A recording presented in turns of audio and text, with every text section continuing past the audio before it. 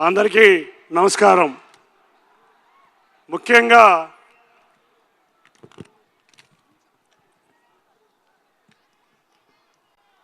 అందరికీ నమస్కారం. విజయవాడ ఇవాళ మెగా అభిమానులతో ఒక ఎలక్ట్రిఫైయింగ్ వాతావరణం వచ్చింది. దానికి ముఖ్యంగా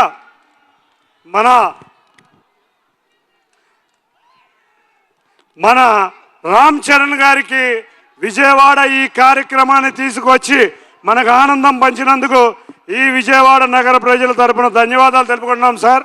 నిజంగా విజయవాడ అంటే ఎప్పుడు కూడా ఒక సినిమా రాజధాని. ఎన్నో శత దినోత్సవ వేడుకలు జరిగినాయి, ఎన్నో సిల్వర్ జూబ్లీలు జరిగినాయి. ఆ రోజు మేము చూస్తే 2003లో ఇంద్రా సిల్వర్ జూబ్లీ విజయవాడలోనే జరిగింది. ఆ రోజు సినిమా మహోత్సవం అంటే ఏంటనేది ఆ రోజు ప్రజలు యువత ఇక్కడ ఉర్రూతలూగారు. అదేవిధంగా మెగాస్టార్ గారి తర్వాత ఎంతోమంది యువత, మా డిప్యూటీ సీఎం పవన్ కళ్యాణ్ గారు, ఆయన నటించిన తమ్ముడు, బద్రి, ఖుషి, ఇటువంటి ఎన్నో సినిమాల్ని యువత బ్రహ్మాండంగా ఈ విజయవాడే కాదు ఈ ఆంధ్రప్రదేశ్ నుంచి బ్రహ్మాండంగా ఆదరించారు సార్. అటువంటి తండ్రిని మించిన తనయుడు, బాబాయిని మించిన అబ్బాయి మా రామ్ చరణ్ ఇవాళ విజయవాడలో మళ్ళీ యువత అదేవిధంగా ఈ సినిమాని బ్రహ్మాండమైన చక్కటి ఈ ఫంక్షన్ని ఆదరించాం సార్. తప్పకుండా ఈ సినిమా ఎప్పుడో సూపర్ హిట్ అయిపోయింది. ఈ సినిమాని విజయవాడ నుంచి మంచి రికార్డులు మీకు అప్పచెబుతాం. ఆంధ్రప్రదేశ్లోనే మీరు అట్టాగో ఈ సినిమా పాన్ ఇండియా సినిమా బ్రహ్మాండమైన కలెక్షన్స్తో ముందుకు రాబోతుంది. ఇక యువత ఒక్కటి గుర్తుంచుకోండి, రామ్ చరణ్ గారి జీవితం అంత ఈజీ కాదు. ఒక క్రమశిక్షణతో, ఒక కష్టం అన్నీ తెలిసిన వ్యక్తి కాబట్టే ఆయన ఇవాళ గ్లోబల్ స్టార్ అయ్యారు, అవునా? కాబట్టి మీరందరూ ఆయన్ని ఆదర్శంగా తీసుకుని కష్టపడాలని మీ అందరినీ కోరుతున్నాం.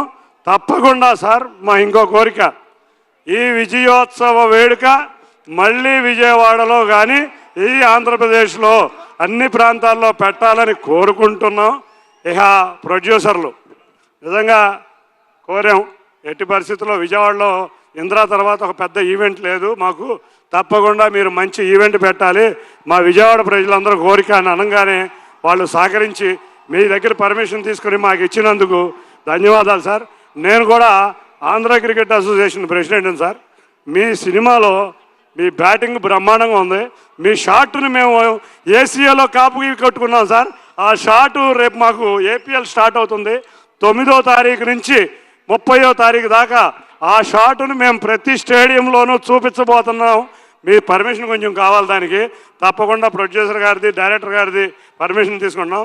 ఇక శ్రీదేవి గారు మనకి ఆ రోజు వేటగాడి కాడి నుంచి మొన్నటి అతిలోక సుందరి, జగదేక వీరుడు అతిలోక సుందరి వరకు ఎన్నో సినిమాలు ఆదరించిన వారి కుమార్తె జాన్వి ఇవాళ సినిమాలో నిజంగా ఒక చక్కటి హీరోయిన్ పాత్ర పోషించడం, అది కూడా విజయవాడ రావడం ఆనందంగా ఉంది. మా విజయవాడ వాసి జగపతి బాబు గారు, మీరు నిజంగా మా విజయవాడని ఇవాళ తప్పకుండా మీరు చాలా వెరైటీ పాత్రలో మీ సెకండ్ ఇన్నింగ్స్ చూస్తుంటే హీరోలను మించిన స్థాయిలో మీరు నడిచేస్తున్నారు సార్. తప్పకుండా మరొకసారి మీరు అందరూ మా విజయవాడని ఆశీర్వదించాలి, మా ఆంధ్రప్రదేశ్ని ఆశీర్వదించాలి.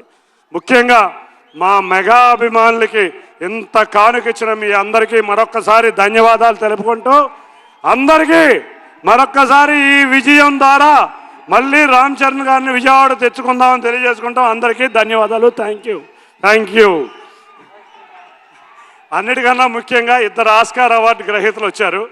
ఒకళ్ళు రామ్ చరణ్ గారు అయితే మరొక ఆస్కార్ అవార్డు గ్రహీత మన మ్యూజిక్ డైరెక్టర్ రెహమాన్ గారు. నిజంగా రెహమాన్ గారు ఒక గీతం మా తుజే సలాం అనే ఒక వందే మాతరం అనే ఒక గీతం జాతీయం అంతా భిన్నతాలలో ఏకత్వం అనేది చూపించిన రెహమాన్ గారికి కూడా బ్రహ్మాండంగా ధన్యవాదాలు తెలుపుకుంటూ ఇటువంటి అవకాశం ఇచ్చిన అందరికీ పేరు పేరున ధన్యవాదాలు. మరొక్కసారి మెగాస్టార్ అభిమానులకి చక్కటి క్రమశిక్షణతో విజయవాడ నగరంలో ఇంత వైబ్రేషన్ ఉందని మనం అతిథులకు చూపించినందుకు మీకు కూడా ధన్యవాదాలు తెలుపుకుంటూ thank you Vijayawada. Thank you చిన్ని గారు. Thank you so much for